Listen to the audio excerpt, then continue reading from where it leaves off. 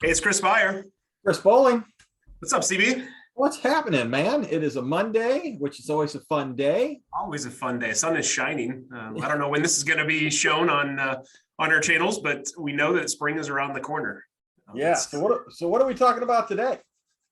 So I know, Chris, it was a few weeks ago in early 2022, we were able to write our first blog. I know that was we had some help from quite a few people who are much better at wordsmithing than us, but we posted that on Assured Partners website. And there really was a focus on the toll that we are seeing COVID take on HR teams over the last now basically 2 years as we look at this. I wanted to talk about that with you today because we listed out some things in the article in the blog, which are good, but it continues to evolve and we continue to see new challenges. So talk a little bit about what we had seen or maybe some of the things that we listed out that have changed so dramatically over the last 2 years for HR teams. Yeah, this isn't everything, right? But I mean, this was sort of you and I brainstorming, but we listed 12 things that we saw impact our clients that we were having to get involved in. But yes, the first one was the biggest one, right? The big lockdown. Right. And then it was kind of big. Yes.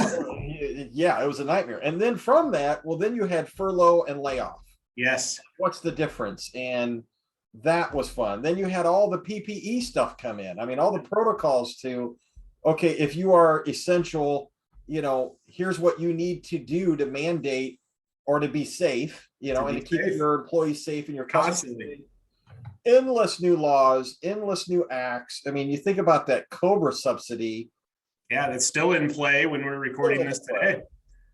Yeah, some of the changes to COBRA and how you manage that. Yeah, those are things that will continue on for a while. And then open enrollment when you have no idea where all your employees are.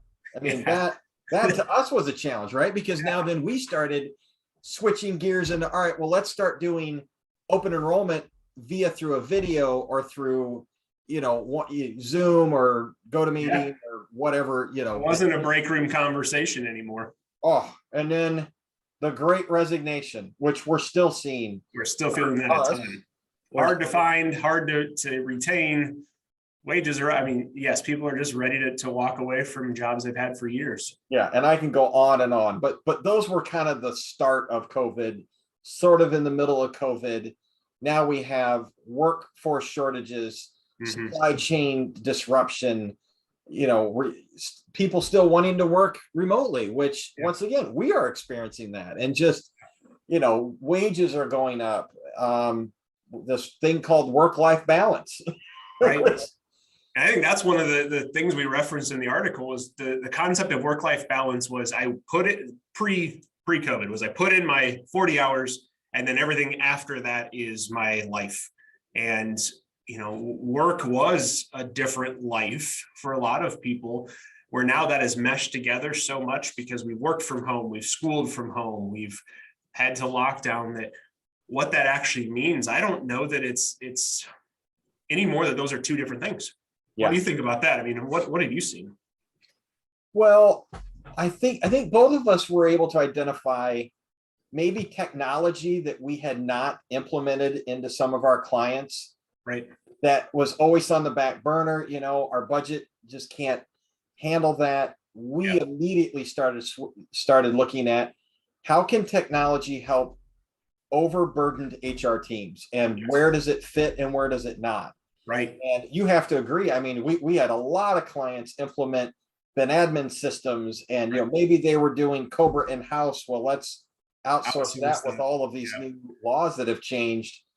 But so that I think helped us, but you really focused a lot on culture and how that's impacted businesses. I think that's a topic that has been a stressor for so many of our HR teams. Just had a meeting with one of our HR directors at one of our clients a few weeks ago. And it was, how do we keep the culture that has made us unique?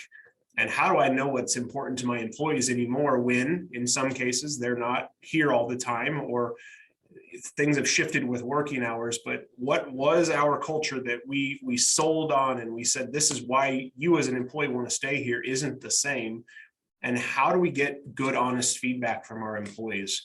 And the discussion came back to, we've got to ask for employees to define what the new working world looks like for them. And again, maybe that's the 4 10-hour work days. Maybe that is some ability to work from home. It's going to differ from each organization, but if they're asking for feedback and they're listening well to their employees, and then they're sharing the results, that's the key. Share the results of what you hear, whether you can act on it or not. It really shows empathy, and that an HR director, I think, will be able to get some, I guess, a handle on culture again by just taking time to ask the questions, set aside all the craziness, and invest in some of that Q&A or feedback with your employees.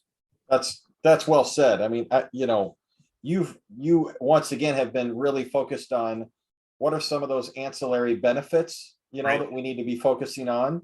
And some of those don't fit in that benefit category. Yeah, they're not an insurance program, right? Right, but it's student loan repayments. It's, do I set up this emergency fund for my employees, which I think is just a great idea. I mean, we right now have a 4-year-old fridge down, have no idea what this thing's going to cost. We're waiting on repair. So not only we're concerned we might not get a fridge for 6 months, assuming that we can't fix this. That's a whole different level of a whole different level. Yeah. Whether I can afford to pay for it or not is what, a lot of this focuses on. But yeah, how do I end up getting the fridge if it's, on a ship somewhere for the next 6 months?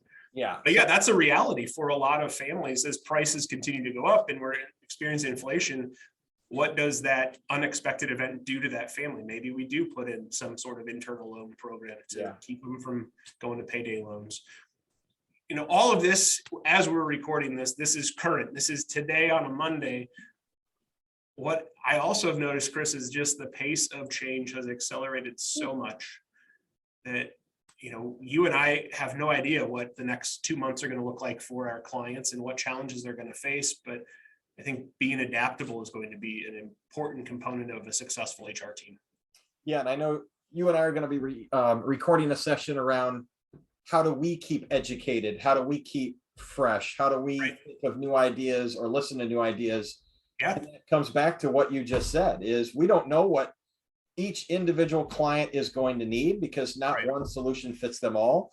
But you're right. I mean, between now and summer, who knows what it looks like? We don't know if there's a new variant that's going to come out that will change everything all over again.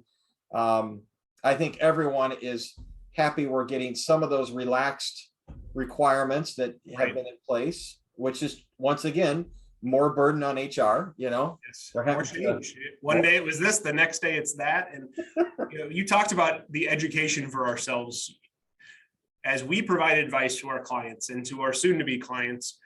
Just like you said, keeping it fresh for us has to be a key component. I know both of us are attending some conferences, we're reading, we're trying to learn things ourselves, we're trying to learn from our peers. But even what we did in 2021 doesn't necessarily work anymore just a few months into 2022. Right. And we can't be on the top of our game if we're not taking time to learn. No, it's a good point. Well, no, Chris, it was fun to collaborate on the article with you and to put that out on the Assured Partners website about what's really changed over the last 2 years and the toll it's taken on HR teams. Being high performing takes a lot of work, and I know you and I have fun helping our clients try to get to that better state, but we're just figuring it out as we go, a lot of time alongside them as well. Yeah, well said.